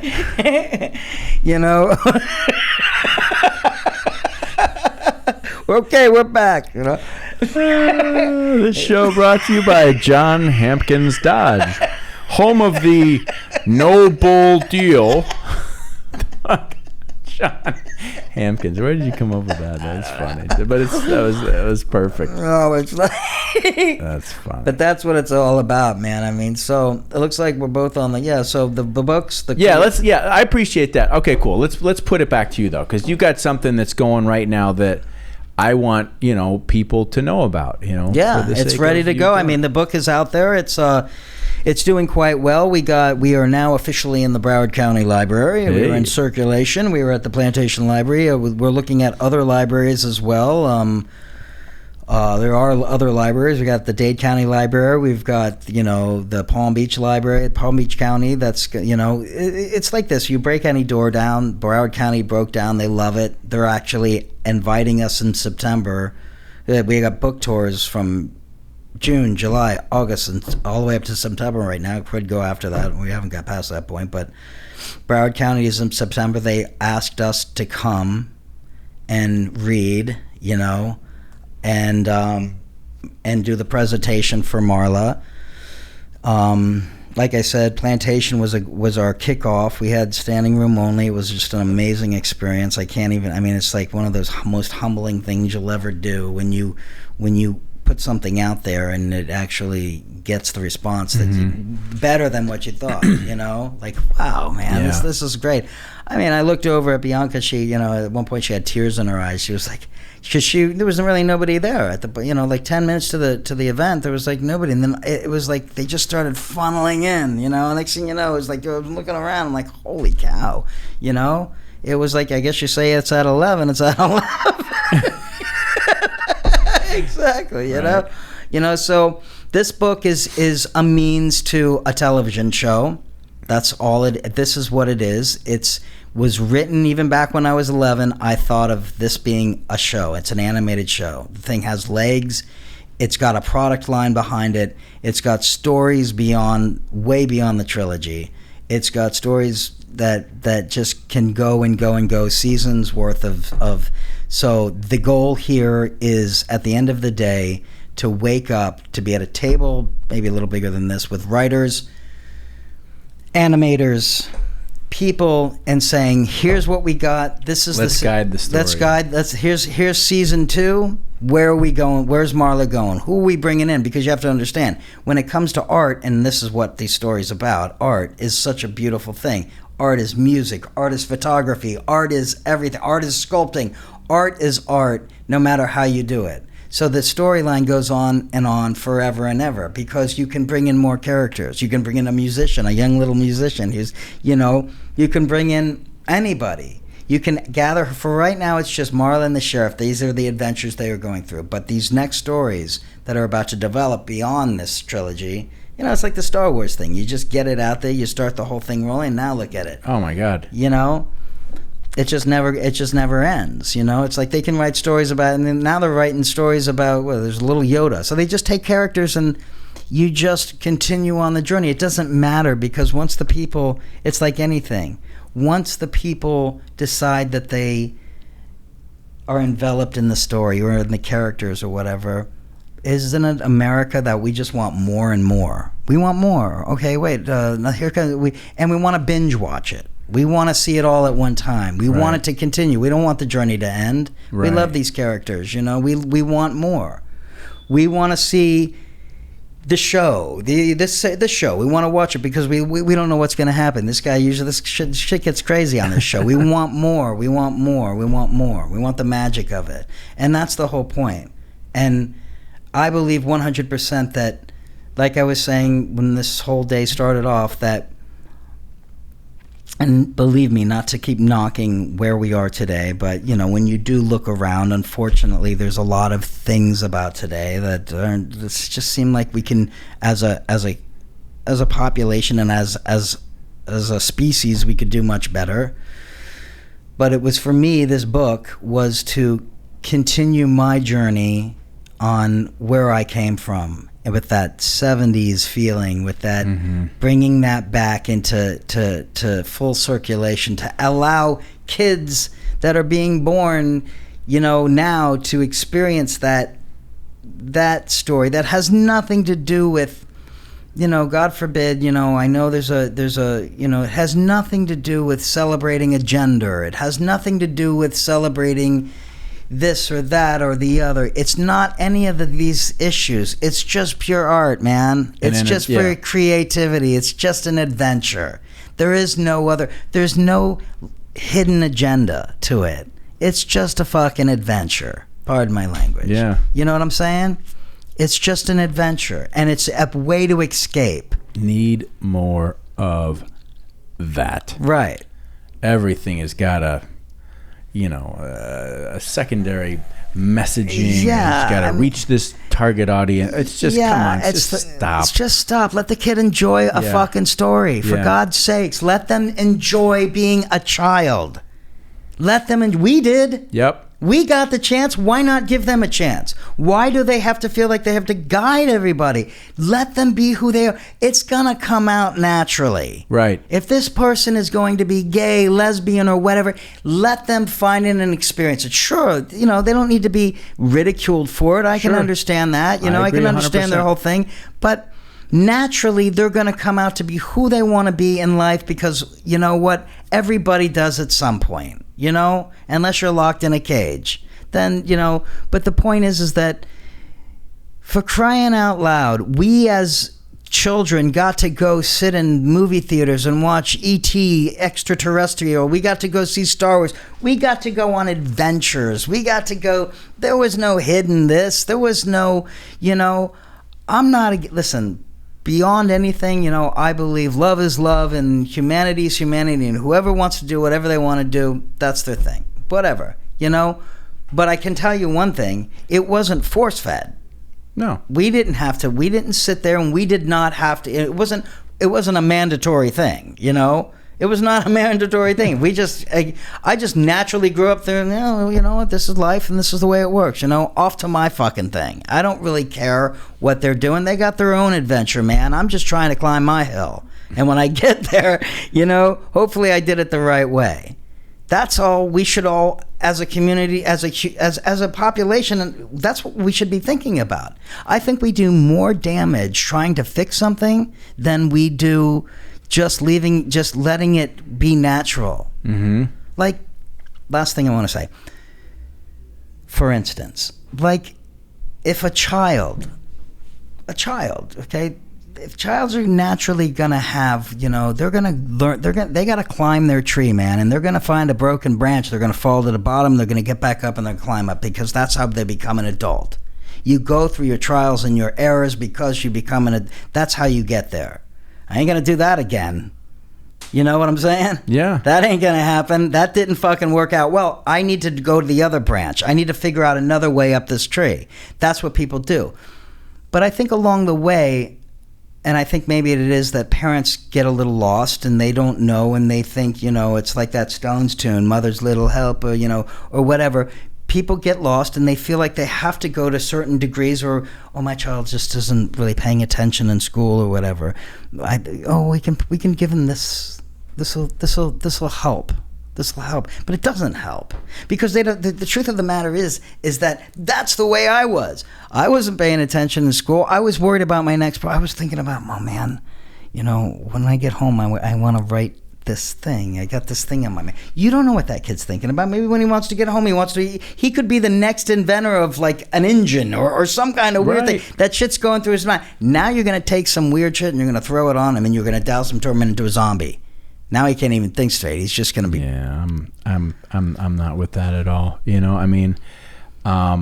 Not that it doesn't help. I mean, I have no right to say that. We're not doctors. We're not clinical psychologists. But I think any reasonably logical person could say that the over pharmaceuticalization of children, it's just enough. All right, just stop. Not every kid who's spastic has an issue.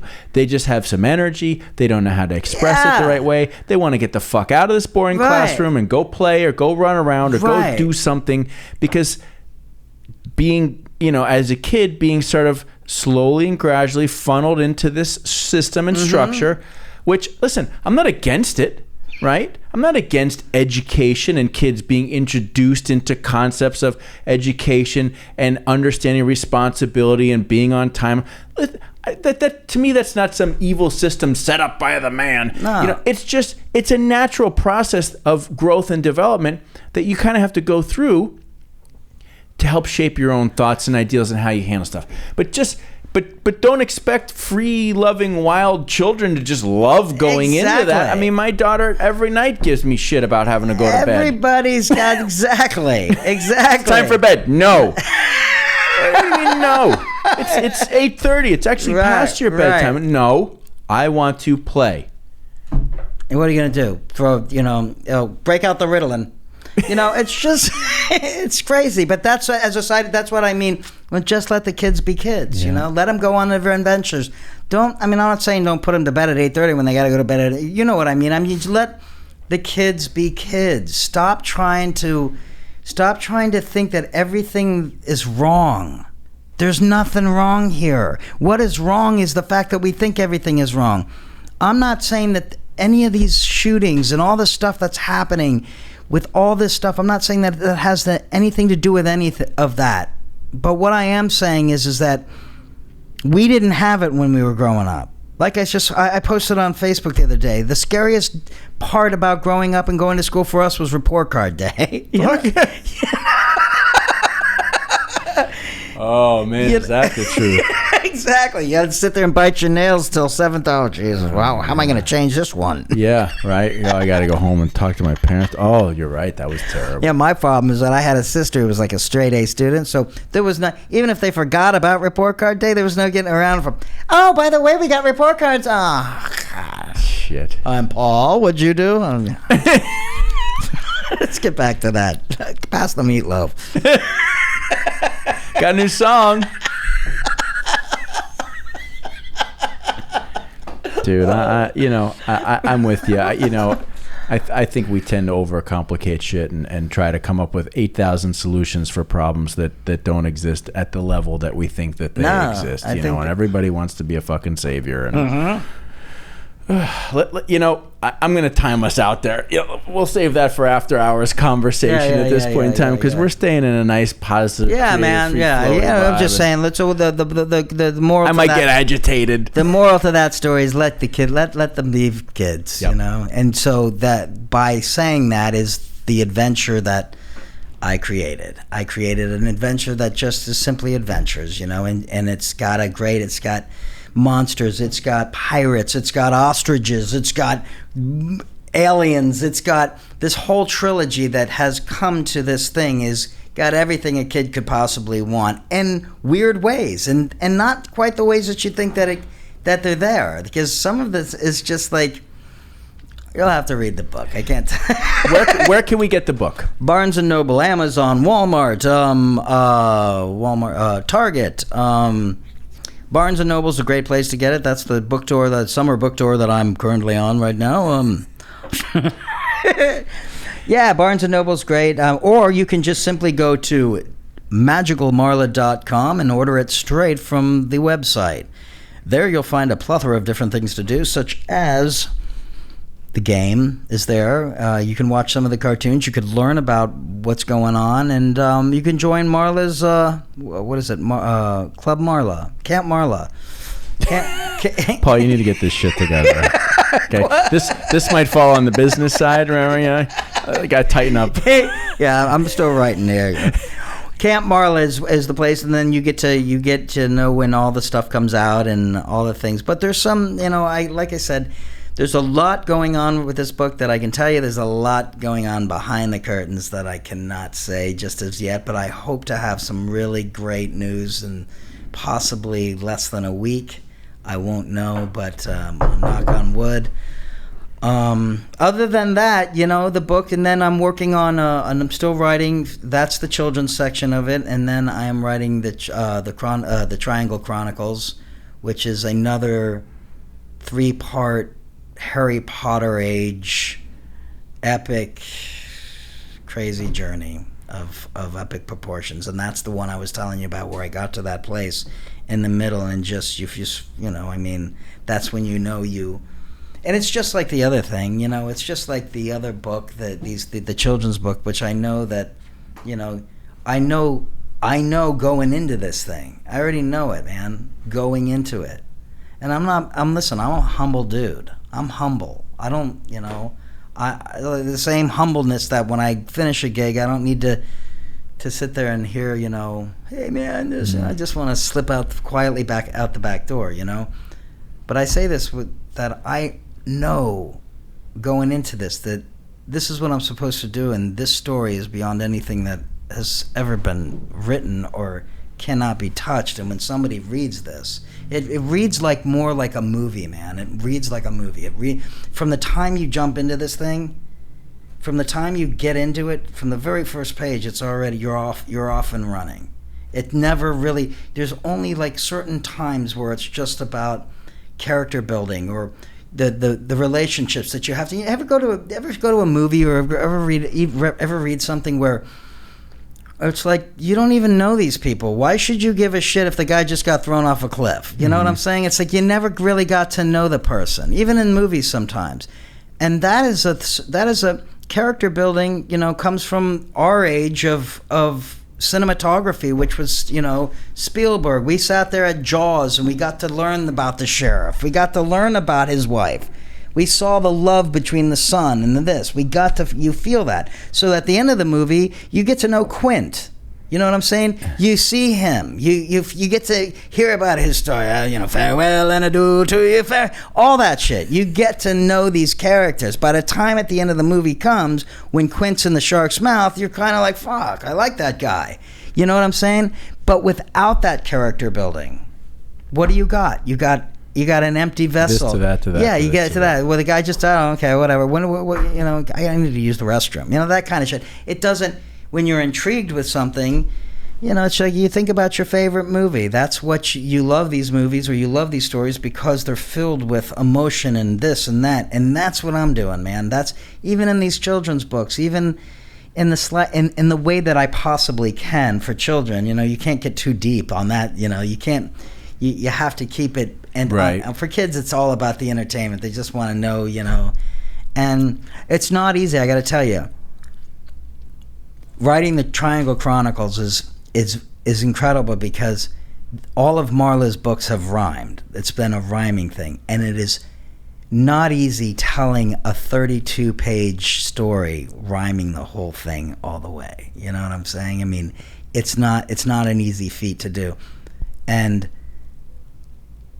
it tells an amazing story. It's like it tells an amazing story, and the whole thing rhymes. It's like Dr. Seuss in a way, but not. I mean, Seuss got away with it because he could make up his own words. He was making up, Svazuzel and Gazulazul, and we went, to all these different things. So it's hard to tell a story and to keep that whole thing rhyming. So I'm sure after this trilogy, this first trilogy, when it goes to that, it's not going to be, it'll just be plain stories and everything. But I have written those three: Marla and the Magic Ink Bottle, Marla and the Eggs from Mars, Marla and the Treasure on the Toast. Now I have also wrote a really incredible book about a child who finds magic drumsticks, which is called Rap-a-Tap-Tap and the Enchanted Drumsticks, done and dusted, ready to get published. I have The Porcupine Prince, which was completed, which is an absolute insane story, very deep, very cool. These are all done, ready to go, ready to get published. So I have 6 books ready to be published. I want to finish this one that doesn't require illustrations. Bianca's got her work cut out for her when it comes to these illustrations, and there's nobody else that I could possibly ever see doing the illustrations, because she's, these illustrations for the second one, forget it, man. Dude, you got a ton going on. Yeah, dude. That's what I'm great. Yeah, that's what I'm doing, But, you have to, not saying anything, you have to, with these dreams, just like, and with everything, you have a business, or you have to keep that kick running in. Gotta keep the number one flow going. You got to keep the number one flow going, and how do you do that? How do you do that in a time when things are the way they are? It's just, you go out and you try to wave your flags, and you're waving them in a time when things are, it's like everybody's looking at the flag and they'd love to, say, hey, but everybody's going through this same climate, Right. Well, there's a lot more for us to digest in a future conversation, because I want to dive into some of this trilogy thing. Yeah. That sounds like that's another big thing to jump into. Yeah, we can't sit here all day, dude. So, again, let everybody know where they can find you online and where they can get the book one more time. Okay. I'm going to order some copies. I'm looking forward to reading. I want to check it out. Because I've been seeing you post. I was I left the house. I should have. You know what? It's been so long since I've seen you. I didn't even know you had kids. I do. I've got a 4-year-old daughter and a 2-year-old son. You should have told me, man. I would have brought the book, signed the whole deal. But it would have been a really big a deal. We'll save that. We'll save that for when you come over to hang out when we jam. We'll have some copies by then, okay? Oh, dude, that's great, man. Yeah, the book is available online, once again, at magicalmarla.com, or you can order it at Amazon and Walmart, Target, and did I forget one? Walmart, Target, Amazon, Barnes & Noble. Those are your best bets right there. You can get them. They're ready to go. All you got to do is just hop online. If you order it from magicalmarla.com, you know, it's faster, it's quicker too. But I will tell you this is the coolest part about the book, which is nobody else is doing. Every book ordered, whether you order it from Barnes & Noble or whether you order it from my website, when you order it, you get an MP3 of the story with sound effects, music, the whole 9 yards, and it's got your child's name at the beginning of it. So it's addressed to them. It'll say, "Hey, Chucky, I'm glad you're here with us. Ready to go? Okay, we're going to... Oh, and by the way, Chucky, when you hear this sound, you're going to want to turn the page," you know? So every book that's sold, because of the price of the book, everybody looks at it and they go, "Holy," you know? That's something that you get, you know, nobody else is doing. It makes value. It's added value, you know, especially when you're sitting there and you can put your cell phone next to, you know, your child and they hear, you know, they hear their name. I mean, how cool is that? You know, what? Wait, what? That's awesome. That's really cool.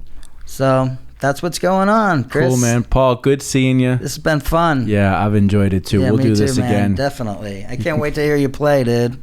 Let's do that. We've got a nice window this weekend of this next couple months of a lot of musical jams going on man. here. So I look forward to having you here. That's awesome. Paul Martini, man. Good seeing everybody. Good job, buddy. Thank you. Thanks, brother. I'll see you again. All right.